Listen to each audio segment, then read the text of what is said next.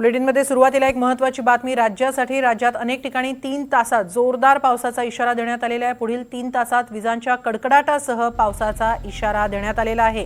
नागपूर, पूर्व विदर्भासह 5 जिल्ह्यात पावसाचा येलो अलर्ट जारी करण्यात आलेला आहे। पूर्व विदर्भातील नागपूर, चंद्रपूर, गडचिरोली, गोंदिया आणि भंडारा या 5 जिल्ह्यांमध्ये पुढील 3 तासात पाऊस पडू शकतो। काही ठिकाणी हलक्या स्वरूपाचा पाऊस पडू शकतो। विदर्भाशिवाय महाराष्ट्रात अन्य ठिकाणी विजा गारांसह पाऊस येण्याचाही अंदाज वर्तवण्यात आलेला आहे।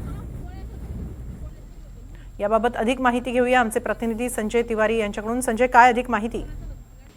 जसं आता आपण सांगितलं, आपला पूर्ण जो विदर्भ आहे त्याच्या पूर्व भागामध्ये 5 जिल्हे आहेत, नागपूरसह 5 जिल्हे, ज्याच्यामध्ये गोंदिया, भंडारा, चंद्रपूर, गडचिरोली हे जिल्हे सुद्धा आहेत। त्या पूर्ण 5 जिल्ह्यामध्ये वादळी पावसाची शक्यता आणि काही ठिकाणी हलका पाऊस असा अंदाज वर्तवण्यात आलेला आहे। हवामान खात्याने असं सांगितलं आहे की पुढील 3 तास म्हणजे 6 ते 9 या दरम्यान हा पाऊस येण्याची शक्यता आहे। आणि मुख्य म्हणजे विजेच्या कडकडाटाचा पाऊस येण्याची शक्यता असल्यामुळे जे लोक बाहेर आहेत किंवा शेतात आहेत, कामं करतायत, त्यांच्यासाठी हा विशेष अलर्ट, येलो अलर्ट जारी करण्यात आलेला आहे।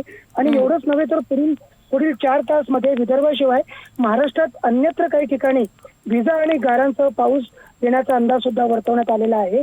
यामध्ये कोल्हापूर, सातारा, सांगली, पुणे, अहिल्यानगर, नाशिक हा भाग तर आहे। त्याशिवाय समुद्र किनाऱ्यावरती म्हणजे सिंधुदुर्ग, रत्नागिरी, रायगड, ठाणे, पालघर, मुंबई आणि गोवा हा किनारपट्टीचा भाग पुढील 4 तास वादळी पाऊस येण्याचा आणि गारा सुद्धा येण्याचा आणि विजेच्या कडकडाटाचा अंदाज वर्तवण्यात आलेला आहे। हेमाली, नक्की धन्यवाद संजय, आपण दिलेल्या या सविस्तर माहितीबद्दल।